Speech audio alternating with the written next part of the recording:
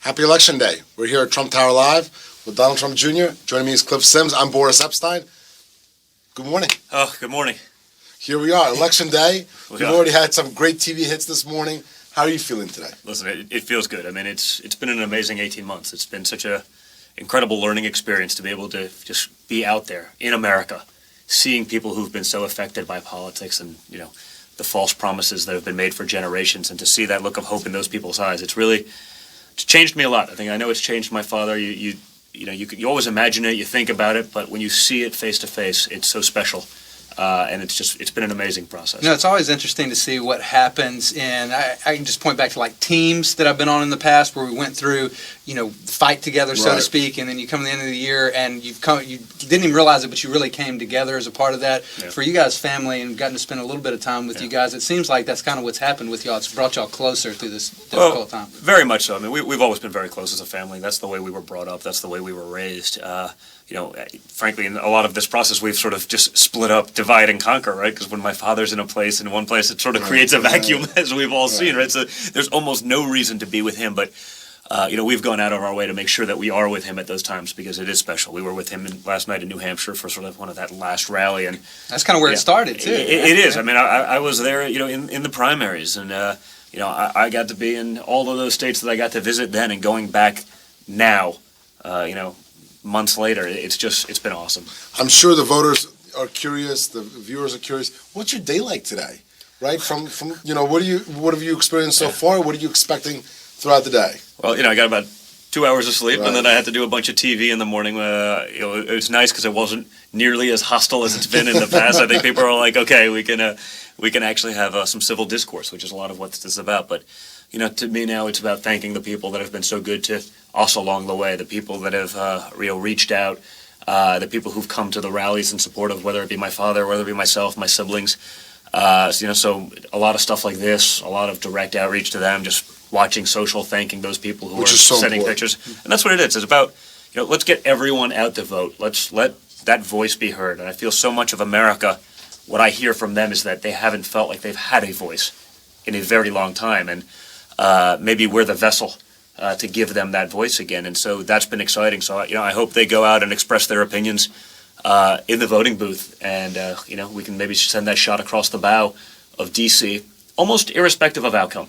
Right. That these politicians on both sides, because, I don't even want to go partisan now, but both sides, Republican and Democrat, have failed us as their constituency. They've done what's good for them and their buddies and their cronies and their special interests. And the American people have been left in the dust. And so hopefully this is that wake-up call that those people in D.C. have to start listening to their people. Listen to Don. Go out and vote. Vote, vote, vote. Bring your friends. That's right. That's right. You mentioned the folks who felt like they haven't had a voice in the process for so long.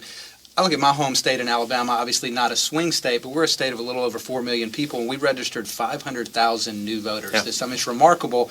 Today, as we look at turnout across the country, and we're looking at all these polls, and it's hard to know what to think.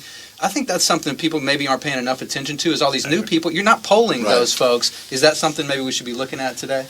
I think without question. I mean, at first when I saw it on the campaign trail over the last few months, I was like, that's an anomaly. New voter from 25, I've told you the story, from 25 to 83. Mm-hmm. I had a voter yesterday at one of my events in, where was I? I guess Iowa at the time. 99 years old. 99. Still into it. But so 25 to 83 who've never voted. That's not getting picked up in a poll model. That's not get picked up in some of these statistics that I'm seeing out there. And, someone will probably get it right. But I've seen millions of different ways to do it. But when you hear it once, you hear it twice, you say it's an anomaly. When you hear it day in and day out saying, hey, I'm either a lifetime Democrat or I've never voted in my life, but I've been involved and watching for 30, 40 years, you say, man, that's something new. And I don't think anyone can account for that. And when they do the polling, they only incorporate those who voted before. So to your point, those are not included in those numbers. If you had to focus on one issue, looking back on the last, 15, 16 months that you've been out there, what's the one issue that you think has really rang through to the voters the most, that you've gotten the most feedback on? I think it's two: jobs and safety. It all flows from there. We want to bring up our kids in a safe environment, but we also need the financial stability. Our politicians have made it so difficult for Americans to start businesses. Okay, the excessive regulation, a bureaucrat in a D.C. office beautifully air conditioned in the Beltway, telling a guy who wants to start up a machine shop, how he should run his business. It doesn't work. It's not real. It's not genuine. So, when they don't understand these businesses yet, they keep imposing more regulations, and there's never an elimination of regulation. It's only more, more. They never get rid of the other stuff that's obsolete. So many of those things are conflicting. So, if we could put Americans back to work, I've said it over the last few days, we've outsourced the American dream, to other countries. They're living your American dream. And it's not because we want to do that. It's because we've made it impossible to do it here. You can't do it. You can't find the people that would do that kind of stuff here. And that shouldn't be the case. But we have to create a regulatory environment. We have to create a tax environment that allows that money to stay here so we can put our people to work, so they can have decent wages, so they can have a family structure that's not crumbling because of the stress of being, living paycheck to paycheck. That's so much of what I see. Throughout this process, I've had grown men and women coming up to me in tears.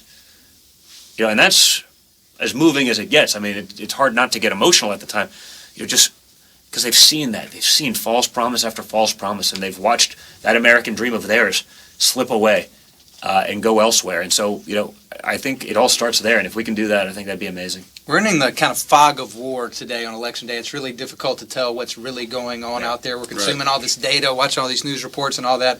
Is there a state or two that you were watching today that maybe is kind of a bellwether for the country, that you say, hey, if that state goes this way or that way, we kind of know where we're heading? Listen, I think there's always the traditional bellwethers, but again, I think this is such a different election. There are no norms. There's too many new voters. There's too much. There isn't a bellwether. You got Ohio, right? Typical bellwether. You have states that aren't supposed to be bellwethers that are moving in the right direction for us. Michigan, I was there all day yesterday. The other side sending all of their people into the state, so it means they're panicking. They're worried about losing, what would be a very blue state. So I think there's just a lot of stuff going on. I think I see that in so many of the Bernie states. The states that Bernie won, ultimately in the end he was cheated, in the process. We've seen that, right? That was disgusting, but people see it.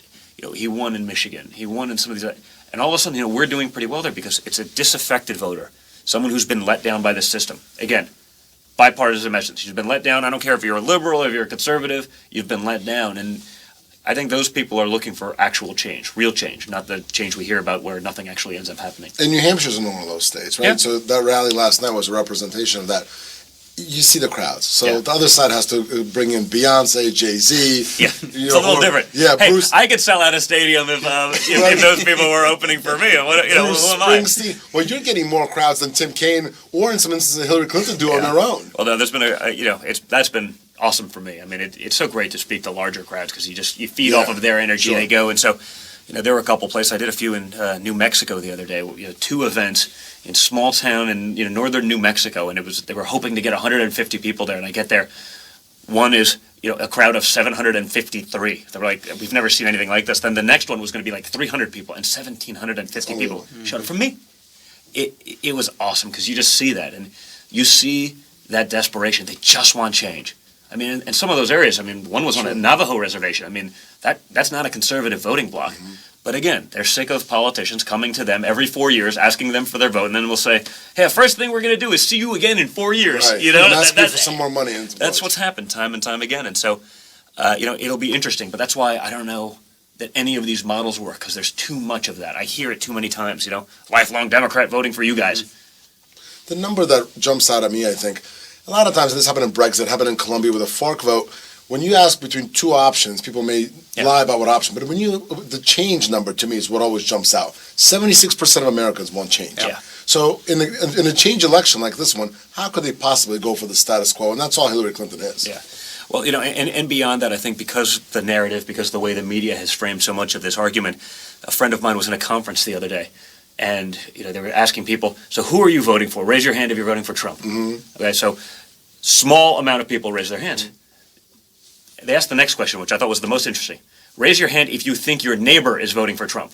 And all of a sudden, about 85% of the group raised their hand. There was that narrative that it's boxed you in a hole. You don't want to be the guy supporting Trump, but when you get in that booth, you may do it anyway. Pull the lever. I joke, there's wives that haven't told their husbands they're voting for Trump, and husbands that haven't told their wives. And they both will. And they both will. And and again, I hear that because I see the people that come up to me that are just all in, and they're just, I love you, you guys are the best. And I also see the people that are like, we love you guys, keep doing it. They won't say it loud. They don't want. They're looking around to make sure that no one's watching. We love them both.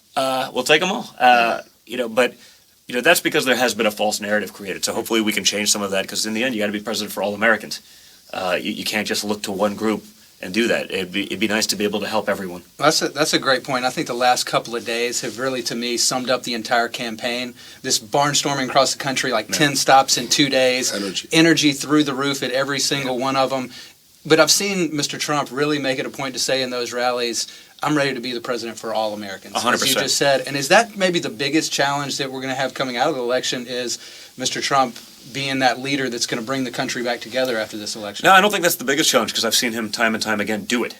I've heard a lot of talk from a lot of politicians over the decades. I haven't seen a lot of action. I have seen my father. When he says something, he does it. As I said in my RNC speech, impossible is the starting point. When someone tells him it can't be done, that's his call to action. That's his challenge. And so, I think he'll do that. I think he's done that in this thing. I mean, he's going to places that Republicans wouldn't waste their time. Minnesota, Michigan. They wouldn't spend the time. But in the end, you got to fight for everyone. Fight for each one of those votes and spend the time there. And I think it's been awesome to see him do that, because, again, how many Republican candidates in the last, in our recent memory have we seen, going into the inner cities to talk, even if it's unpopular? I mean, look, my father went to go meet with the president of Mexico despite a controversial, because he has the guts to go have that conversation, not just stick his head in the sand and pretend that things don't happen, but, it's that same, tenacity, it's that same guts that's going to allow him to take on the challenges that so many politicians run from, because they're worried about, again, the PC narrative or whatever it may be. The political winds, every 2 seconds they change, and no one has any conviction anymore. So I think it's nice to see that, and I think the American people have seen that. So as we wrap up and we tell people to go vote, from my perspective, Cliff's perspective, and this campaign's perspective, we want to thank you personally, your whole family. You all have been such an inspiration.